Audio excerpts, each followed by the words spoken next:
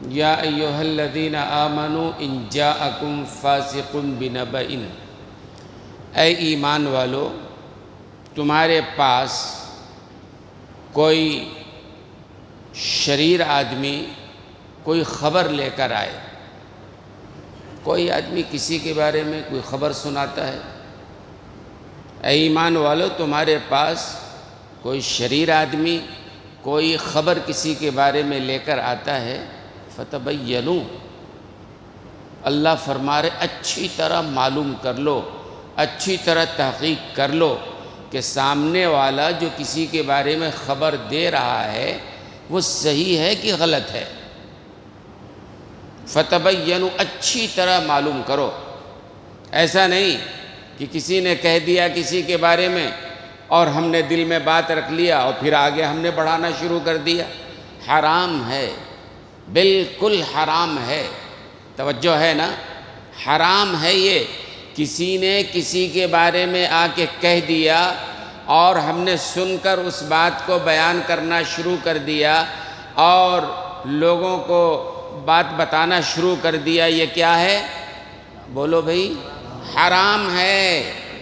اللہ فرما رہے ہیں کوئی کسی کے بارے میں خبر دے اور اگر شوق ہے اس کے بارے میں بات آگے بڑھانے کا یا دل میں گمان لانے کا، فتبینوا، پہلے اچھی طرح معلوم کر لو کہ یہ آنے والا جو کسی کے بارے میں خبر دے رہا ہے وہ صحیح ہے کہ غلط ہے۔ پہلی بات تو ضرورت ہی نہیں ہے، ایسی ویسی بات دوسرے کی سننا ہی نہیں چاہیے۔ یاد رکھیے غیبت کرنا بھی حرام ہے اور غیبت سننا بھی حرام ہے۔ کوئی آدمی کسی کے بارے میں آ کر آپ کے پاس کہتا ہے ایسی ویسی بات، تو بولنے والا غیبت کرنے والا ہے۔ غیبت کی تعریف کیا ہے؟ کسی شخص میں جو برائی ہے اس کی برائی کو اس کے پیٹھ پیچھے بیان کرنا، جس کے بارے میں وہ نقل کر رہا ہے اس کے اندر وہ برائی ہے اور اس برائی کو پیٹھ پیچھے اس کے بغیر پیٹھ پیچھے کسی کے سامنے بیان کرتا ہے، اس کا نام غیبت ہے۔ اور غیبت کرنے والا الغیبت اشد من الزنا، رسول اللہ نے فرما دیا غیبت کرنا زنا کرنے سے بڑا گناہ، بڑا جرم ہے نا۔ تو جس طرح غیبت کرنا حرام اور زنا سے بدتر ہے، ایسی علماء نے لکھا ہے غیبت سننا بھی حرام ہے۔ کیوں دوسرے کی بات ہم سنیں؟ کیا ضرورت پڑی ہے؟ بلا وجہ ان کی بات، ان کی برائی کیوں سنیں؟ ہمارے پاس کوئی اگر کسی کی بات لے کے آتا ہے منع کر دیتا ہوں، اللہ کے واسطے بھی بات ختم کرو، مجھے ضرورت نہیں سننے کی۔ آپ غیبت کر رہے ہو، آپ تو حرام کر ہی رہے ہو، سننے والا بھی حرام کا مجرم ہوگا۔ تو اللہ فرما رہے ہیں اے ایمان والو تمہارے پاس کوئی آدمی کسی کے بارے میں کوئی خبر لے کر آئے تو فتبینوا، پہلے اچھی طرح معلوم کر لو، ان تصیبوا قوما بجہالہ، کہیں ایسا نہ ہو کہ غلطی سے کسی آدمی یا کسی قوم کے اوپر جا کے پڑ جاؤ۔ کسی کے بارے میں کسی نے برائی کر دیا، دل میں بدگمانی آ گئی، ہم جا کے اس سے لڑ پڑے یا ہم نے اس کو جا کے کچھ اور کہہ دیا۔ فرمایا کہ نہیں، آگے فرمایا کہ پھر تم بھی آگے چل کے اگر ندامت کا اظہار کرو گے تو فائدہ نہیں ہوگا۔ کوئی خبر لے کے آ رہا ہے، وہیں بات ختم، مجھ کو ضرورت نہیں ہے دوسرے کے بارے میں خبر سننے کی۔ تو گمان رکھنا بھی حرام، گمان بیان کرنا بھی حرام۔ اچھا، آیت کا ترجمہ ہوا، شان نزول کیا ہے؟ اس آیت کا شان نزول یا آیت کریمہ کب اتری ہے؟ توجہ ہے نا، شان نزول عرض کر رہا ہوں۔ تو آیت کا شان نزول ہے کہ جب زکوٰۃ کی آیت اتری، زکوٰۃ فرض ہوا، تو حضور اکرم صلی اللہ علیہ وسلم نے ولید ابن عقبہ ابن ابی معیط، ایک صحابی ہیں، ولید ابن عقبہ ابن ابی معیط صحابی کو ایک اور صحابی کے ساتھ مل کر قبیلہ بنی المصطلق کی زکوٰۃ اصول کر لانے کے لیے کہا۔ ایک قبیلہ تھا بنی المصطلق کا، دور مدینے سے، تو اللہ کے رسول نے ولید ابن عقبہ ابن ابی معیط سے کہا کہ بھائی چلے جاؤ اور قبیلہ بنی المصطلق کی زکوٰۃ وصول کر کے لے آؤ۔ زکوٰۃ اللہ کا حکم ہے، زکوٰۃ دینا ہے، جن کو اللہ نے مال دیا ہے، زکوٰۃ وصول کر کے لے آؤ۔ آیت کا شان نزول عرض کر رہا ہوں۔ ولید ابن عقبہ ابن معیط نکلے مدینے سے قبیلہ بنی المصطلق کی طرف۔ ادھر قبیلہ بنی المصطلق کو معلوم ہو گیا کہ اللہ کے رسول نے ولید ابن عقبہ کو جو ہے ہمارے قبیلے کی زکوٰۃ وصول کرنے کے لیے بھیجا ہے، لہذا قبیلہ بنی المصطلق کے لوگ نکل کر اس زمانے میں بستی کے باہر جو گیٹ ہوتا، باب الداخلہ ہوتا، بستی کے لوگ نکل کے وہاں کھڑے ہو گئے کہ حضور نے بھیجا ہے صحابی کو، ان کا استقبال کریں گے اور لا کر جو بھی زکوٰۃ ہے مال کی زکوٰۃ ادا کریں گے۔ اب قبیلہ بنی المصطلق کے لوگ اپنی بستی سے باہر نکل کے کھڑے ہیں استقبال کے لیے کہ ولید ابن عقبہ ابن معیط آنے والے ہیں۔ ولید ابن عقبہ ابن معیط نے دیکھا، ابھی دور سے دیکھا انہوں نے، ارے یہ قبیلہ بنی المصطلق کے لوگ یہ اتنے سارے یہاں باہر آ کے کھڑے ہوئے ہیں، دور سے دیکھا انہوں نے۔ اور زمانہ جاہلیت میں ولید ابن عقبہ ابن معیط کا قبیلہ بنی المصطلق سے کچھ انبن تھا، کچھ شکایت تھی، کوئی لڑائی جھگڑا تھا، زمانہ جاہلیت کی بات تھی۔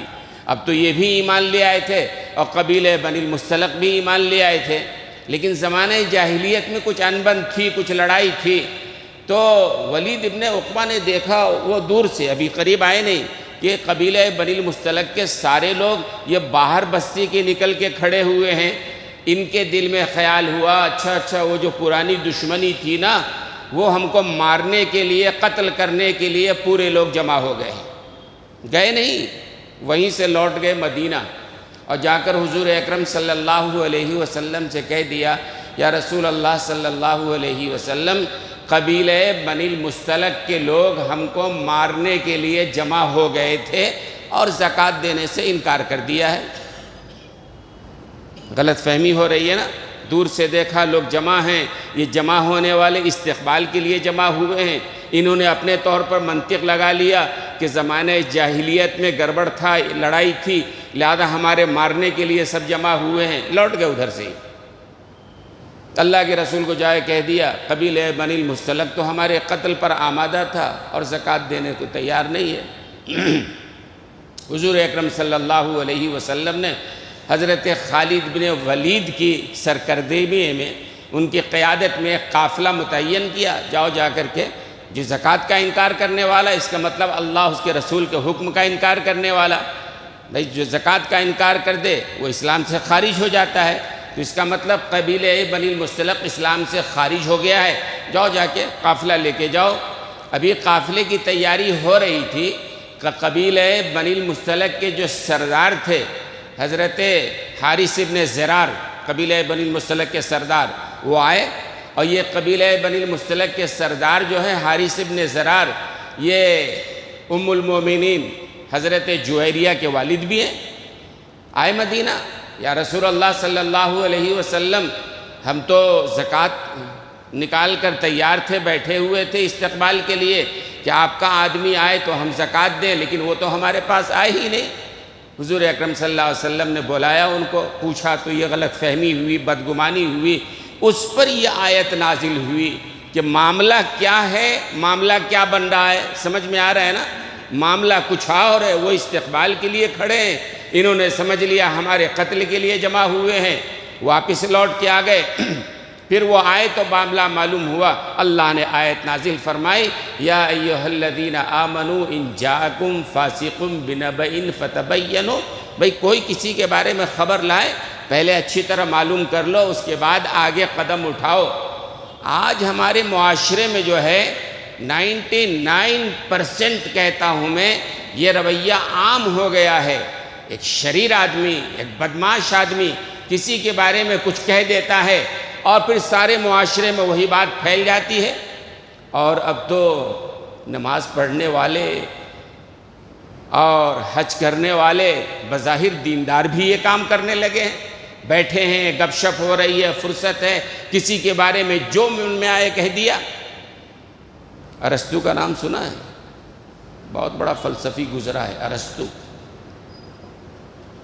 ارسطو سے کسی شخص نے ایک بار کہا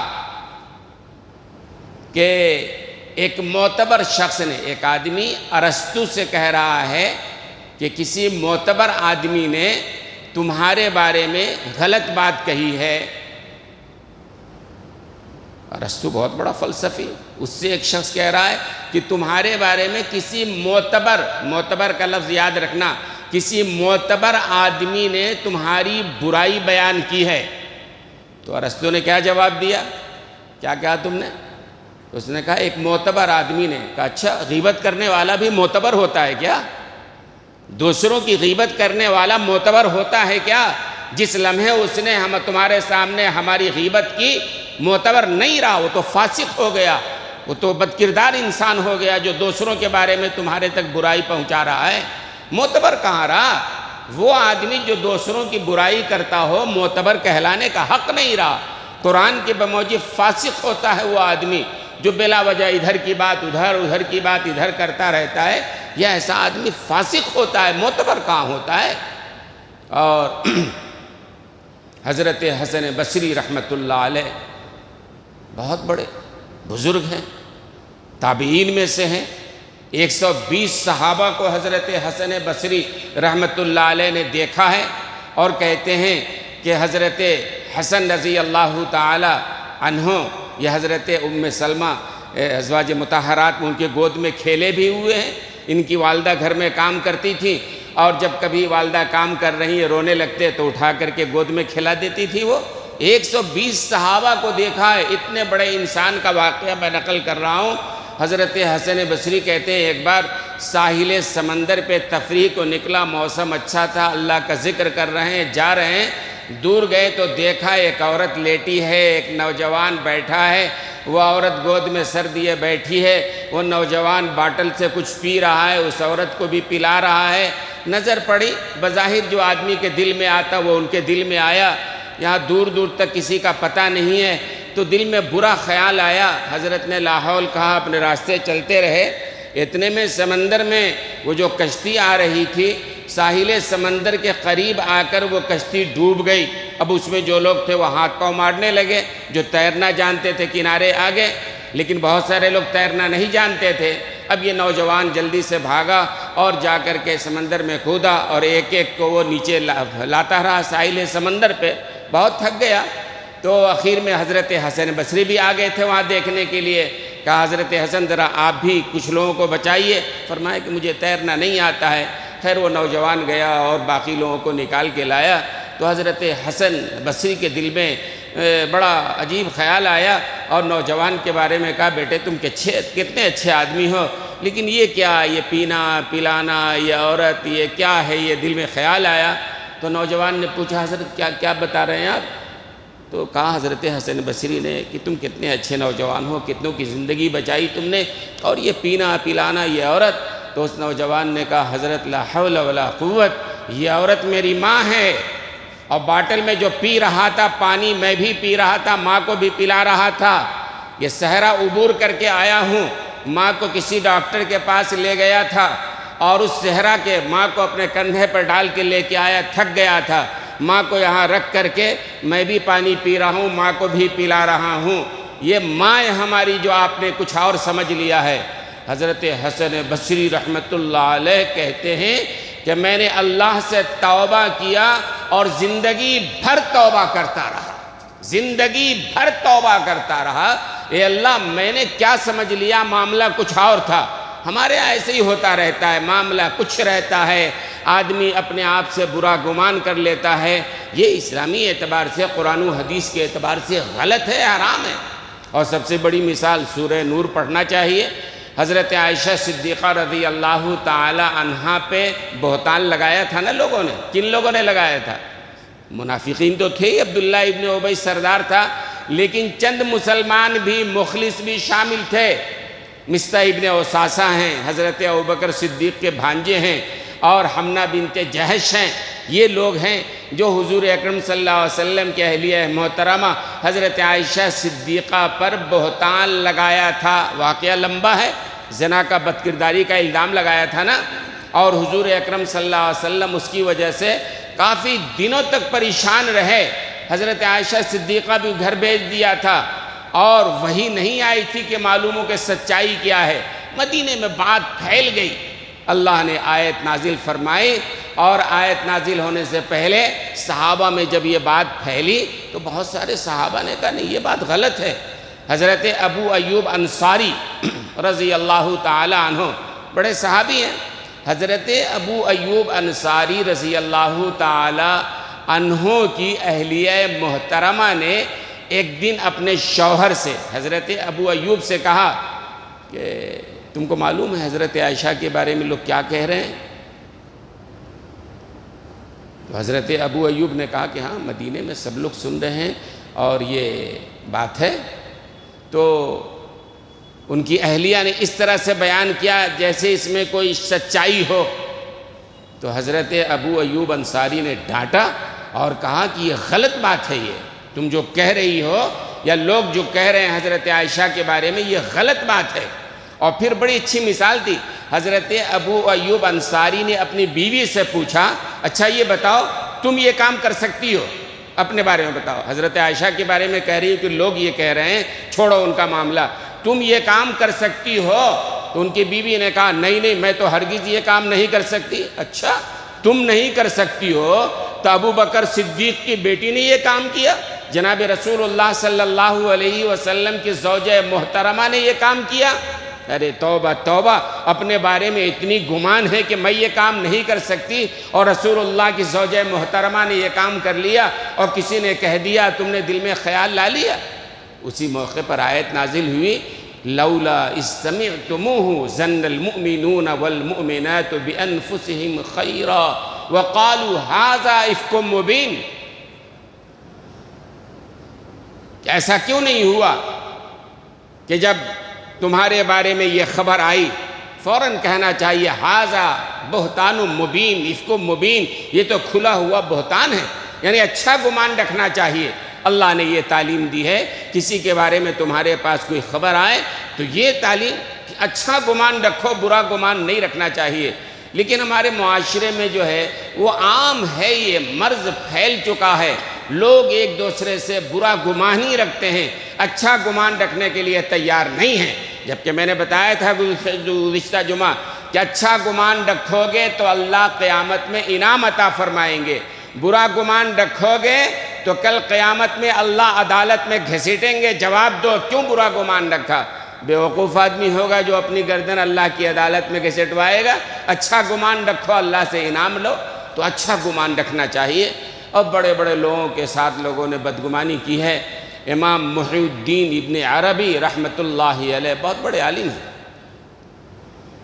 امام محی الدین ابن عربی رحمۃ اللہ علیہ بہت ساری کتابوں کے مصنف ہیں اور اکابر اولیاء میں سے ہیں، بڑے عالم بھی ہیں۔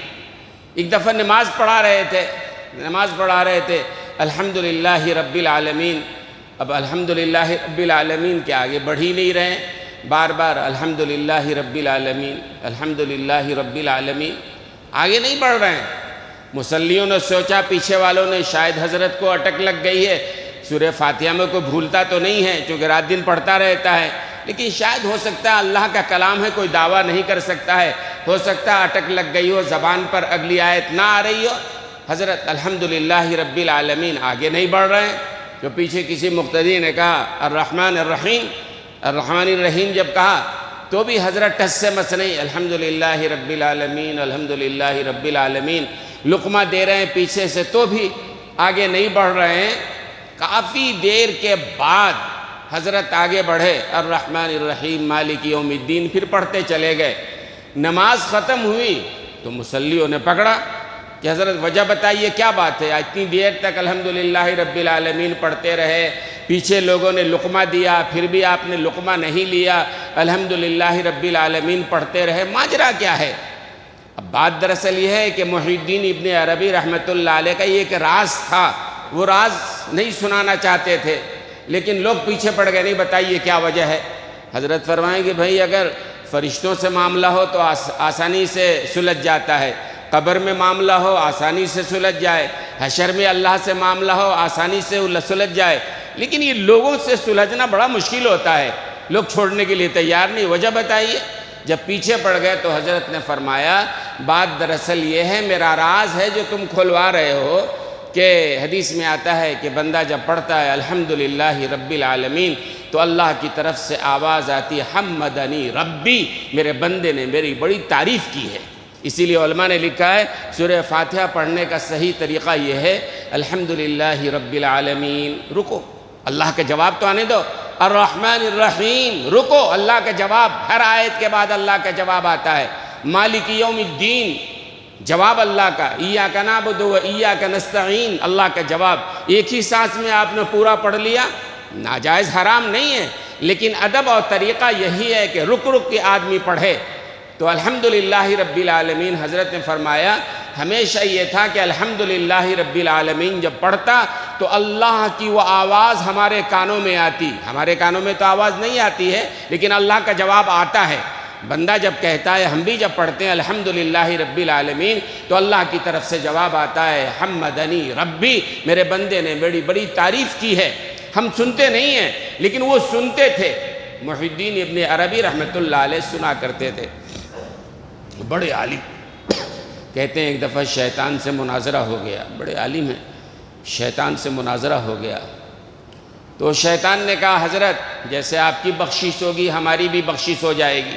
حضرت نے کہا نہیں تو تو مردود ہے، ملعون ہے، اللہ کے دربار سے نکالا ہوا ہے، اللہ کے کہنے پر سجدہ نہیں کیا تھا، تو مردود ہے، تمہاری بخشش کا سوال ہی نہیں پیدا ہوتا ہے۔ تو شیطان نے ابن عربی سے کہا حضرت اگر میں قرآن سے ثابت کر دوں کہ میری بخشش ہوگی تب تو آپ مانیں گے نا؟ فرمایا کہ چاہے تو کچھ کر لیکن بہرحال تیری بخشش نہیں ہوگی۔ اس نے کہا میں قرآن سے ثابت کرتا ہوں، ٹھیک ہے چلو بولو۔ تو اس نے کہا قرآن کریم میں وَرَحْمَتِي وَسِعَتْ كُلَّ شَيْءٍ، اللہ نے خود فرمایا ہے میری رحمت ہر شے پر وسیع ہے۔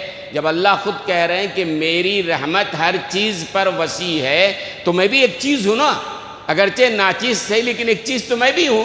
جب اللہ خود کہہ رہے ہیں کہ میری رحمت ہر شے کو وسیع ہے، میں بھی ایک چیز ہوں، اللہ کی رحمت مجھے بھی حاصل ہوگی، اور اللہ کی رحمت حاصل ہوگی تو بخشش تو ہونا ہی ہونا ہے۔ یہ دلیل دیا شیطان نے۔ محی الدین ابن عربی رحمۃ اللہ علیہ نے کہا میں تم سے بحث نہیں کرتا لیکن تو جائے گا جہنم میں، بہرحال یہ بات طے ہے۔ اور پھر حضرت نے کہا اپنے مریدین سے بھی کہ شیطان سے کبھی بحث مت کرنا، اس لیے کہ اس کے پاس بڑا علم ہے، وہ گمراہ کر کے چھوڑ دے گا۔ اسی لیے اللہ کا حکم کیا ہے؟ اعوذ باللہ من الشیطان الرجیم، وسوسہ دل میں آئے تو کیا پڑھو؟ اعوذ باللہ من الشیطان الرجیم، اے اللہ شیطان رجیم سے بچائیے۔ اللہ نے یہ نہیں کہا کہ شیطان اگر سامنے آ جائے تو اس سے مناظرہ کرو، مباحثہ کرو، کشتی کرو، لپٹ کے اسے مار دو، گرا دو، نہیں، جتنا لپٹو گے اتنا گمراہ کرے گا وہ۔ تو محی الدین ابن عربی سے یہ کہا، اور حضرت نے مریدین سے کہا کہ بہرحال یہ تو اس کی بخشش نہیں ہونی ہے، جواب نہیں دیا۔ بعد میں حکیم الامت رحمۃ اللہ علیہ فرماتے ہیں کہ اللہ تعالیٰ نے محی الدین ابن عربی کی برکت سے میرے سمجھ میں اللہ نے یہ جواب ڈال دیا ہے۔ بھئی وہ کہہ رہا ہے نا وَرَحْمَتِي وَسِعَتْ كُلَّ شَيْءٍ، کہ اللہ فرما رہے میری رحمت ہر شے پر وسیع ہے، میں بھی ایک شے ہوں، لہذا مجھ کو بھی اللہ کی رحمت ملے گی۔ حکیم الامت رحمۃ اللہ علیہ نے فرمایا کہ ہاں اللہ کی رحمت اس کو بھی ملے گی، لیکن کیسے ملے گی وہ سمجھو۔ فرمایا کہ ایک آدمی ہے جو کسی کو 100 جوتے مار سکتا ہے، لیکن 100 جوتے مارنے کے بجائے اگر وہ 80 جوتے مار کے چھوڑ دے، یہ بھی تو اس کا رحم و کرم ہے نا۔ بھئی 20 اور جوتے مار سکتا تھا لیکن 20 نہیں مارے، 80 جوتے مار کے چھوڑ دیا۔ فرمایا کہ اللہ تجھ کو جہنم میں عذاب دے گا جتنا اللہ نے طے کر رکھا ہے، اللہ اس سے زیادہ دینے پر قادر ہے، اس معنی کر تجھ پر اللہ کی رحمت حاصل ہوگی، لیکن جانا تو جہنم میں ہے۔ تو ابن عربی رحمۃ اللہ علیہ کی بات نقل کر رہا تھا، بڑے عالم، جب وہ کہتے الحمدللہ رب العالمین تو اللہ کی آواز کانوں میں آتی حمدنی ربی، میرے بندے نے جو ہے میری بڑی تعریف کی۔ کہتے ہیں کہ اس دن اللہ کی آواز نہیں آ رہی تھی، اب وہ آگے نہیں بڑھ رہے ہیں، بار بار پڑھ رہے ہیں، بات آگے نہیں بڑھ رہی، اللہ کی آواز۔ تو بعض بچے ہوتے ہیں نا مچل جاتے ہیں نا، بعض بچوں کو دیکھا ہوگا بعض باتوں پر اپنے ماں سے مچل جاتے ہیں، اتنے مچل جاتے ہیں کہ ماں کو وہ بات ماننی پڑتی ہے۔ ابن عربی نے کہا الحمدللہ رب العالمین، آج جب تک اللہ کی آواز نہیں آئے گی آگے نہیں بڑھنا ہے۔ اخیر میں اللہ کی آواز آئی، حمدنی ربی الحمدللہ رب العالمین الرحمن الرحیم مجدنی عبدی۔ اللہ کی جو آواز آتی تو آتی رہتی تھی۔ تو آپ دیکھ رہے ہیں ابن عربی کے ساتھ معاملہ کچھ اور ہے، مصلیوں نے مقتدیوں نے سمجھا حضرت الرحمن الرحیم بھول گئے، ہے نا۔ بدگمانی کی بہت ساری شکلیں ہیں جو آج ہم دلوں میں پیدا کر لیتے ہیں۔ اچھا گمان پیدا کرو، کسی کے بارے میں اچھی بات سمجھو، یہ ضروری لازم ہے آج کے حالات میں۔ اور اسی لیے دیکھیے عتبان ابن مالک، وقت بھی نہیں ہے، بات بہت ضروری ہے۔ عتبان ابن مالک رضی اللہ تعالیٰ عنہ ایک صحابی رسول ہیں، اللہ اکبر۔ حضور اکرم صلی اللہ علیہ وسلم نے مدینے کے ایک بستی، ایک محلے کے مسجد کا امام بنا دیا تھا، اور حضور کا طریقہ یہ تھا کہ جو جس محلے میں رہتا اس محلے میں قرآن صحیح پڑھنے والا، زیادہ قرآن جاننے والا، حافظ قرآن، اس کو مسجد کا امام بنا دیتے۔ حضرت عتبان ابن مالک بہرحال وہاں رہتے اور ہمیشہ جو ہے نماز پڑھایا کرتے۔ جب کمزور ہو گئے، بینائی کمزور ہو گئی، تو عتبان ابن مالک رضی اللہ تعالیٰ عنہ حضور اکرم صلی اللہ علیہ وسلم کے خدمت اقدس میں حاضر ہوئے اور عرض کیا، یا رسول اللہ صلی اللہ علیہ وسلم، میری بینائی کمزور ہو گئی ہے، عشاء اور فجر میں مسجد آنے میں پریشانی ہوتی ہے، محلے کے مسجد میں جا کر نماز پڑھنا مشکل ہو رہا ہے، بیمار ہیں، کمزور ہیں، آدمی کمزور ہو جاتا ہے، عمر کے لحاظ سے بیماری آتی ہے، بینائی کمزور ہوتی ہے، بہت سارے مسائل ہوتے ہیں۔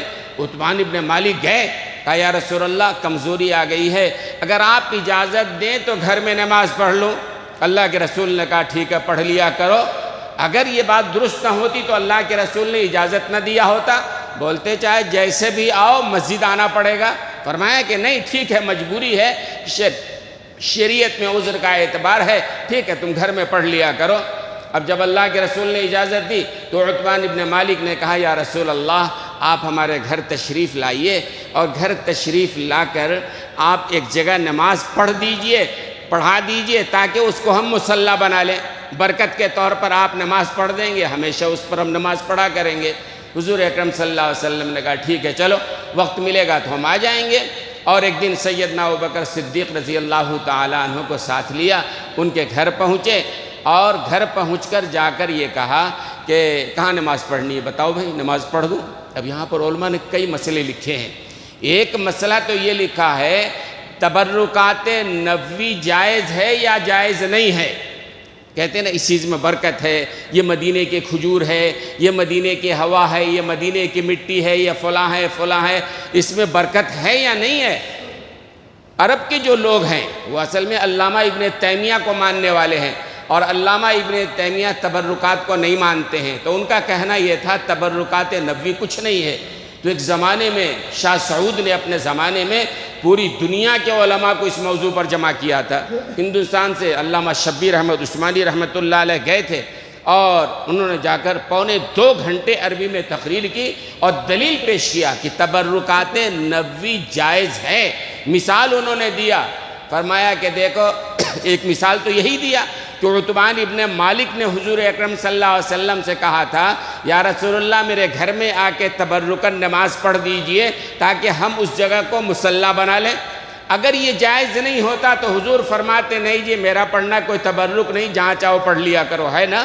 اللہ کے رسول نے جب آ کے نماز پڑھا، اس کا مطلب تبرکات نبوی جائز ہے۔ دوسری مثال دی، حضرت ام سلیم کے گھر حضور اکرم صلی اللہ علیہ وسلم نے ایک بار قیام فرمایا تھا، اور جس مشکیزے سے اللہ کے رسول نے منہ لگا کے پانی پیا تھا، حضرت ام سلیم نے یہ کیا کہ مشکیزے کو، چمڑے کو اتنا کاٹ لیا، اور اس کے بعد یہ ان کا معمول تھا کہ مدینے میں کوئی بیمار ہوتا حضور اکرم صلی اللہ علیہ وسلم کے بعد تو اس چمڑے کو پانی میں ڈال دیتی، اور پانی اس بیمار کو پلا دیا جاتا، اور اللہ اس کو شفا عطا فرما دیا کرتے تھے۔ تو اگر تبرکات نبوی جائز نہیں تو یہ کیسے ہوا بھائی، صحابی کر رہے ہیں۔ اور پھر حجۃ الوداع کے موقع پر تیسری دلیل یہ دی کہ حجۃ الوداع کے موقع پر حضور اکرم صلی اللہ علیہ وسلم نے اپنے بال کٹوائے تھے، اور بال کٹوا کے صحابی کو دیا کہ صحابہ میں تقسیم کر دو، لہذا اگر تبرکات نہیں تھے تو اللہ کے رسول نے اپنے بال مبارک کو تقسیم کیوں کروایا؟ تو تبرکات نبوی اس حدیث سے عتبان ابن مالک نے بلایا، اللہ کے رسول نے پڑھا۔ اور اس کے بعد حضور اکرم صلی اللہ علیہ وسلم نے نماز پڑھا تو اللہ کے رسول آئے ہیں محلے میں، صحابہ جمع ہو گئے اس محلے کے جو تھے۔ اب حضور اکرم صلی اللہ علیہ وسلم کوئی فرض نماز تھی، 2 رکعت نماز پڑھ رہے ہیں تبرکاً، پیچھے جو صحابہ بیٹھے ہیں آپس میں کچھ بات کر رہے ہیں۔ بات کیا کر رہے تھے؟ اس محلے میں ایک صحابی تھے مالک ان کا نام تھا، وہ اس دن حضور کی آمد پر نہیں آئے تھے، تو آپس میں بات کر رہے تھے، لگتا ہے منافق ہے۔ مدینے میں منافق بھی تو اس زمانے میں تھے نا، بھئی حضور آئے ہیں ہمارے محلے میں اور سب لوگ موجود ہیں، مالک نہیں آئے، کیا بات ہے؟ لہذا کسی نے کہا لگتا ہے منافق ہیں وہ۔ اتنی بات ختم ہو گئی، حضور اکرم صلی اللہ علیہ وسلم نے سلام پھیرا، پوچھا بھئی تم لوگ کچھ بات کر رہے تھے؟ سب خاموش۔ بھئی ابھی کسی کے بارے میں کسی نے کہا نا منافق، کون کیا کہہ رہا تھا؟ تو ڈرتے ہوئے ان صحابی نے کہا یا رسول اللہ وہ مالک آج آپ کی آمد پہ پورا محلہ آیا، وہ نہیں آئے ہیں، تو ہم نے کہا کہ وہ منافق ہے۔ اللہ کے رسول نے سختی کے ساتھ تردید فرمایا، بہت ڈانٹا، فرمایا کہ تم نے ان کے دل کو چیر کے دیکھا ہے؟ جب وہ کلمہ پڑھ رہے ہیں، اللہ رسول کو ماننے والے ہیں، تو منافق کیسے تم نے کہہ دیا؟ کسی کی دل کا کیا حال تم کو معلوم؟ ہو سکتا ہے مالک اس لیے نہ آئے ہوں، ان کو کوئی عذر ہو، کوئی بیماری ہو، کوئی پریشانی ہو، کوئی مسئلہ ہو۔ ہمارے ہاں بھی ایسے ہی ہوتا ہے نا، مسئلہ جوڑ لیتے ہیں اور اس کے بعد جو ہے وہ رائی کا پہاڑ بناتے ہیں نا لوگ، یہی ہوتا رہتا ہے، یہ بالکل غلط طریقہ ہے۔ اور پھر حضور اکرم صلی اللہ علیہ وسلم کا معمول تھا کہ آپ کسی کی غیبت نہیں سنتے تھے، بدگمانی نہیں سنتے تھے، نہیں رکھتے تھے، اور یہ پہلو بھی بہت قابل غور ہے، اپنا عمل بھی آپ ایسا رکھتے تھے کہ کسی کو بدگمانی نہ ہو۔ خود حضور نے فرمایا اتقوا مواضع التہم، کہ تہمت کی جگہوں سے بچا کرو، تہمت کی جو جگہیں ان جگہوں سے بچا کرو۔ کیسے؟ ایک دفعہ حضور اکرم صلی اللہ علیہ وسلم مسجد نبوی میں اعتکاف میں بیٹھے ہوئے ہیں، اعتکاف مسجد میں ہے، تو رات میں حضرت ام سلمہ رضی اللہ تعالی عنہ حضور اکرم صلی اللہ علیہ وسلم سے ملنے کے لیے آئیں۔ اعتکاف میں حضور بیٹھے، ملاقات کرنا غلط نہیں ہے، قریب ہی میں متصل گھر ہے، ملنے کے لیے آئیں، اور پھر جب جانے لگیں تو وہ بھی بات کرتے ہوئے، اللہ کے رسول بھی بات کرتے ہوئے مسجد کے گیٹ تک آئے، گیٹ مطلب جہاں تک حد ہے، معتکف جہاں تک جا سکتا ہے وہاں تک آئے، تو 2 صحابی اس گلی سے گزر رہے تھے رات میں، اس وقت انہوں نے پلٹ کے دیکھا کہ حضور اکرم صلی اللہ علیہ وسلم ان کے ساتھ یہ عورت کون کھڑی ہے، عورت سے جھکا لیا، پھر آگے بڑھے، پھر پلٹ کے دیکھا، اللہ کے رسول نے بلایا ادھر آؤ ادھر آؤ ادھر آؤ، قریب آئے، کہا دیکھو بار بار پلٹ کے دیکھ رہے ہو، یہ میری زوجہ محترمہ ام سلمہ ہیں، تم دل میں غلط خیال مت لانا، غلط خیال آ گیا تو ایمان ختم ہو جائے گا۔ کہنے لگے یا رسول اللہ میں آپ کے بارے میں کیسا ایسا سوچ سکتا ہوں، بالکل نہیں بالکل نہیں۔